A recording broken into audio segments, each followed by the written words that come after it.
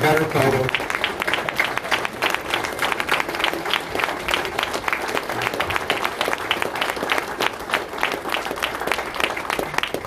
Thank you, Richard. With the pat in the back and the whisper in the ear, good luck.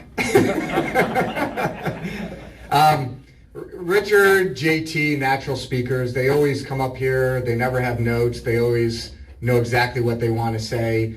And normally when I'm at somebody else's event, I don't have that problem either. And then I'm at my own and I get nervous and I say, I better just write down a few things just so I can glance down to make sure I don't forget anybody.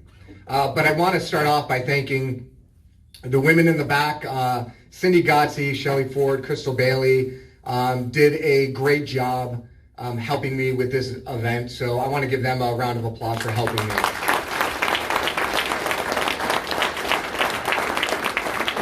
And I know Crystal gets nervous about this, but anybody who knows me and has worked with me at my law firm knows that Crystal is somebody who keeps me in my lane. And she's done a great job to help me, to get me to this point, to allow me to balance my work life and all the things I do in the community. I want to thank Scott Collins. I don't know what I did to deserve such an amazing invocation, but I appreciate your friendship and I appreciate those words because they mean a lot to me. And Jonathan has been a friend of mine for a long time.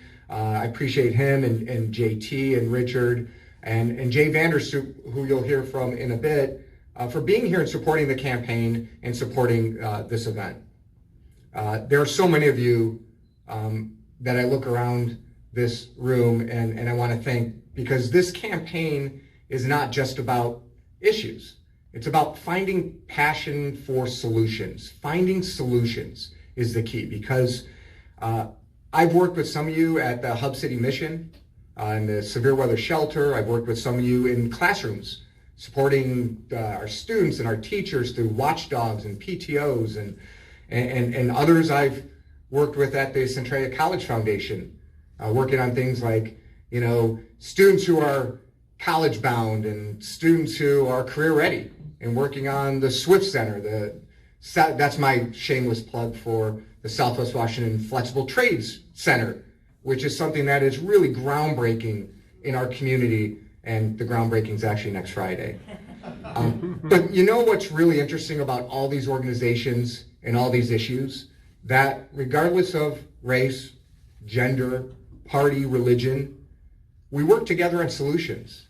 And that's been so important to me in my life, and it's great that Richard brought that up, because early on in my career, working for the party, it was about finding solutions, whether it be for candidates, for our party, or be just for campaigns. Because sometimes people get so bogged down in just the issue, and they dig their heels in so deeply that they can't dig out. And our world, our community needs people who can help us dig out and find those solutions.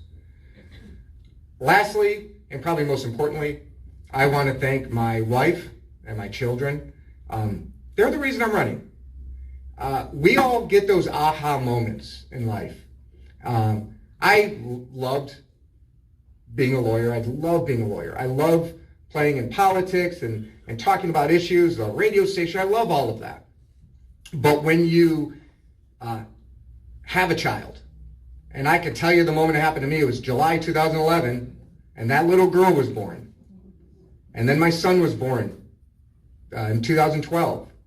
When you look in their eyes and you say, what can I do to make our community a better place? That's when that switch went on. And that's when I took involvement in the community and volunteering to that kind of next level, where I said, I want to leave a legacy for them, that they can stay in this community and they can raise their own family. Because I was looking around, thank you. I was looking around and I saw problems. Not problems that were insurmountable, not problems that we need to give up on, but problems that had solutions if people would work for them. And that's what I wanted to do. So really, I want to thank my little girl, my little boy. I want to thank my wife, because they're the reasons why I give so much back to this community and why I love this community so much.